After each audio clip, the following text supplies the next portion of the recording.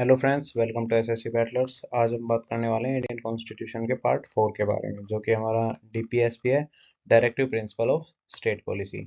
ये हमारा article cover करता है 36 से लेकर 51 तक। जैसे हमारे फंडामेंटल राइट्स जो हैं वो हमारे राइट्स है, वैसे ही डीपीएसपी भी हमारे राइट्स हैं।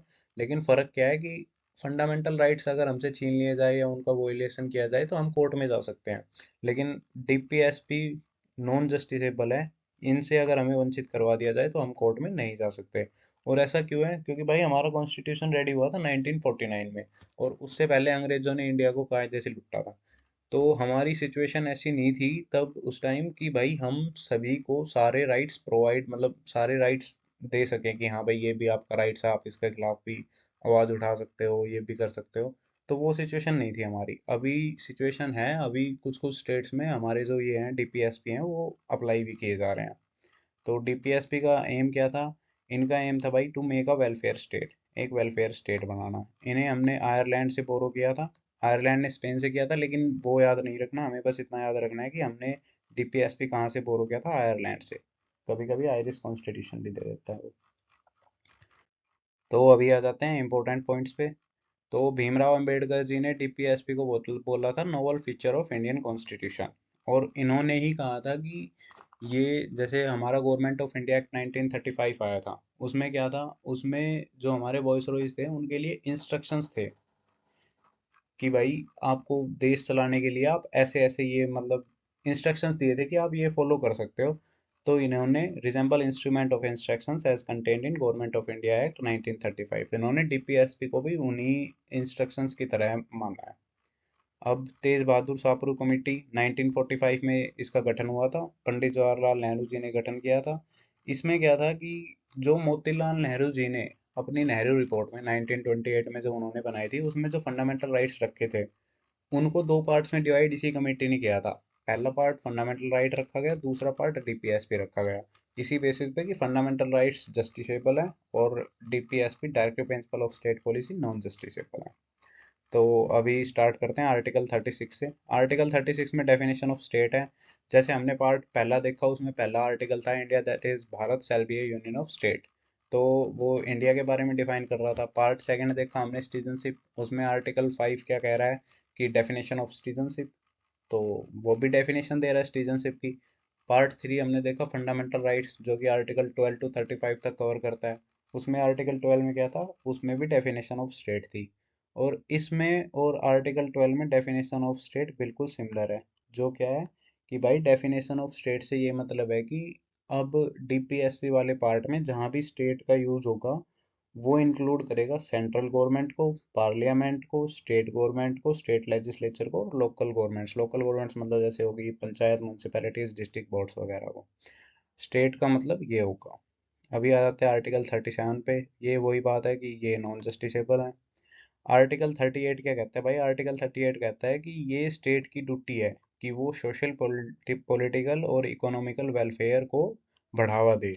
मतलब दे सिटीजन्स के जो सोशल, पॉलिटिकल और इकोनॉमिकल वेलफेयर हैं उनको स्टेट बढ़ावा दे।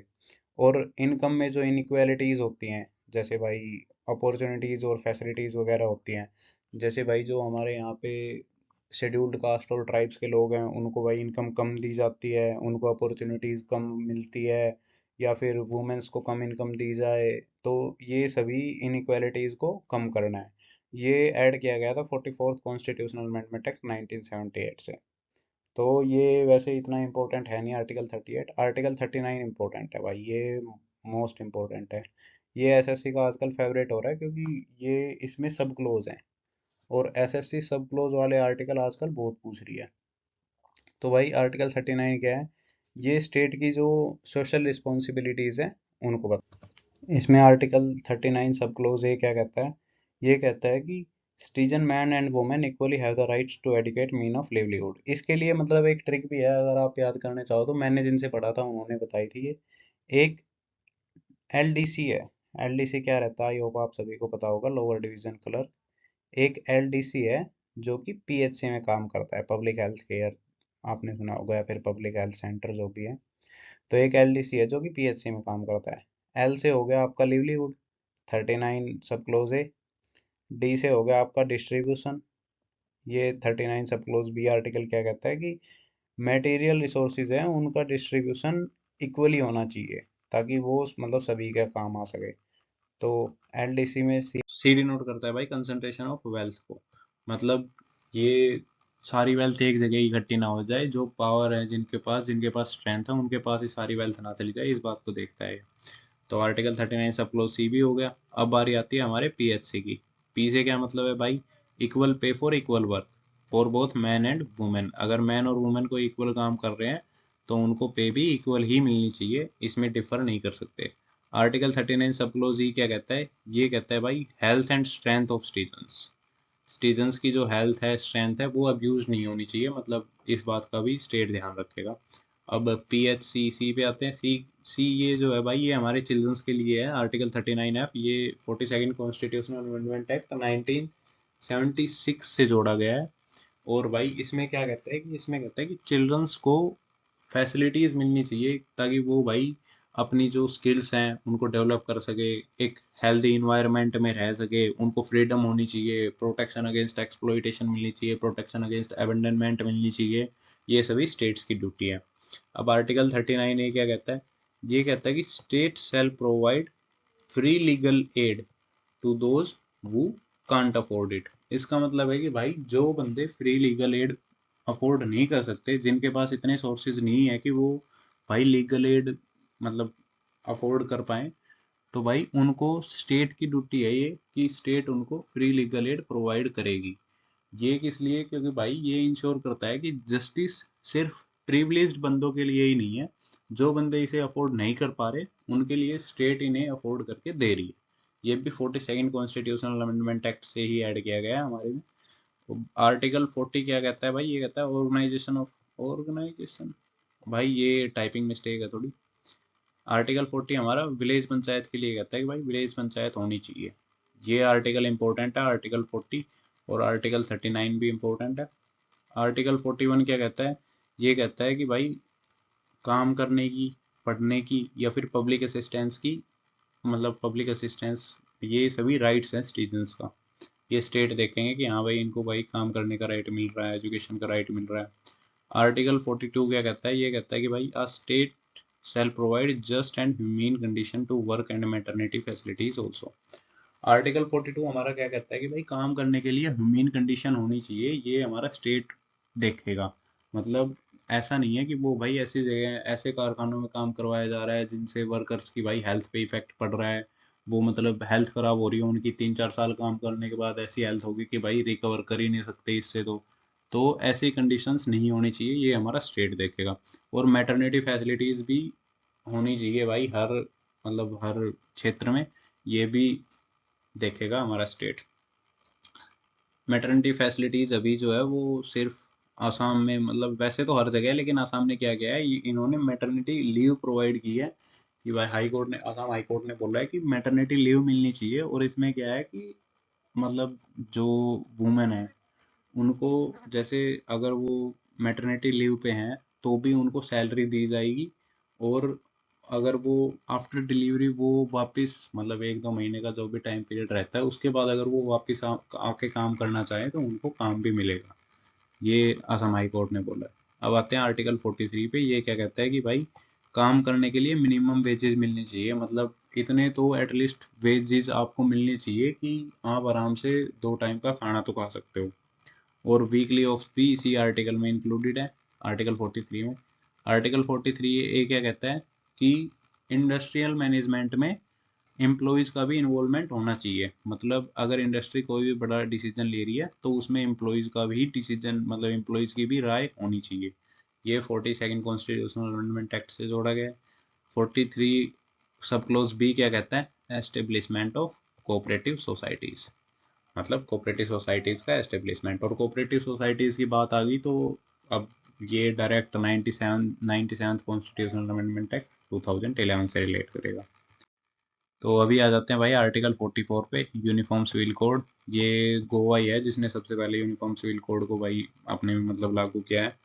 अब यूनिफॉर्म सिविल कोड से क्या मतलब है? इससे मतलब ये है कि भाई कोई भी, मतलब जैसे कास्ट को लेके, रेस को लेके, भाई कोई भी धर्म को लेके डिफर ना किया जाए। कोई भी मतलब ऐसे नहीं किया जाए कि भाई ये हिंदू धर्म से है तो इसके लिए ये कंडीशंस है, ये कोड है, अगर ये मुस्लिम धर्म से है तो इसके लिए ये कोड है। ऐसा नहीं होना चाहिए। यूनिफॉर्म सिविल कोड होनी चाहिए, सबके लिए एक सजा होनी चाहिए, एक ही कानून होना चाहिए। ये कहता है भाई यूनिफॉर्म सिविल कोड। आर्टिकल 45 हमारा क्या कहता है? आर्टिकल 45 भाई पहले भी था, लेकिन अभी इसमें मतलब क्या किया गया है, इसे मतलब थोड़ा मॉडिफाई किया गया है। ये इसमें अब क्या है कि भाई स्टेट की ड्यूटी है ये कि वो 6 साल से कम बच्चों के लिए केयर प्रोवाइड करवाए। जो कि हमारे ये जो होते हैं ना गाँव में, क्या कहते हैं भाई इसे, गाँव में छोटे बच्चों को लेके जाते हैं भाई, आंगनवाड़ी वगैरह जो होते हैं, वो सरकारी स्टेट ही प्रोवाइड करवाता है। और कंपलसरी एजुकेशन अंटिल 14 ईयर्स तक कंपलसरी एजुकेशन भी उनको प्रोवाइड करवाई जानी चाहिए। ये 86 कॉन्स्टिट्यूशनल अमेंडमेंट एक्ट 2002 से मॉडिफाई किया गया है। उससे पहले इसमें ये था, जो कि हमारा आर्टिकल 21A में है, जो हमारा राइट टू एजुकेशन है, कि भाई 6 से 14 साल के बच्चों के लिए एजुकेशन के लिए राइट है उनका ये। तो ये नहीं है, इसमें ऐड कर दिया गया है कि भाई 14 साल से कम बच्चों के लिए एजुकेशन कंपलसरी है। अभी आ जाते हैं भाई आर्टिकल 46 पे।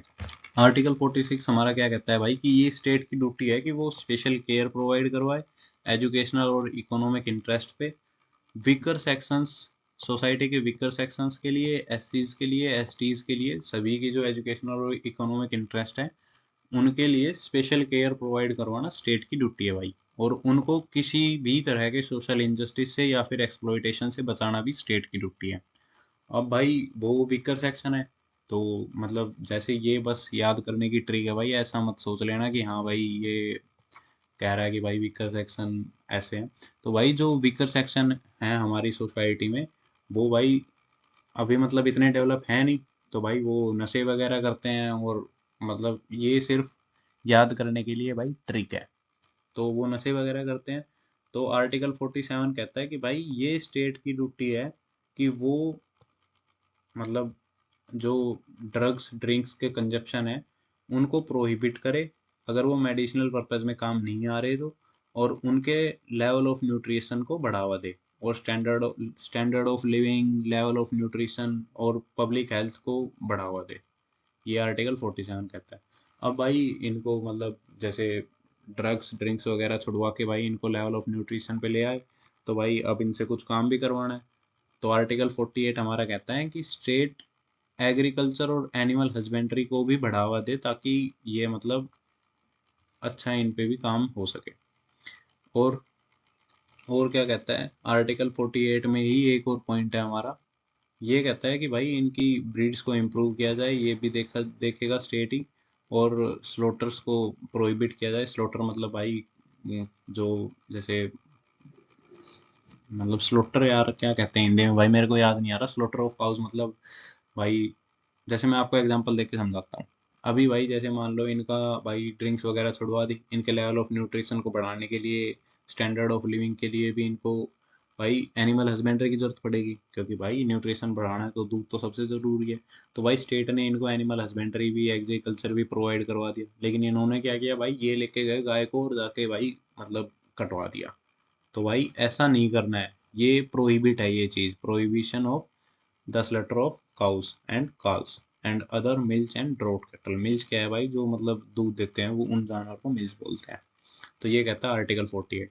अब 48 है क्या कहता है कि भाई ये एनिमल हस्बेंड्री तो करेंगे, एग्रीकल्चर भी करेंगे, ये इस चीज का भी ध्यान रखेंगे कि इनकी भाई ब्रीड भी इम्प्रूव हो, सोल्टर पे भी प्रोहिबिशन हो, और भाई ये एक और चीज का ध्यान रखेंगे कि भाई इन्वायरमेंट और वाइल्ड लाइफ भी प्रोटेक्ट रहे। ऐसा नहीं है कि भाई ये जाके भाई इन्होंने पूरा जंगल मतलब बिल्कुल खत्म कर दिया, पेड़ वेड़ काट दिए, नहीं भाई ऐसा नहीं है। इनको protection of environment and wild life भी बताया गया।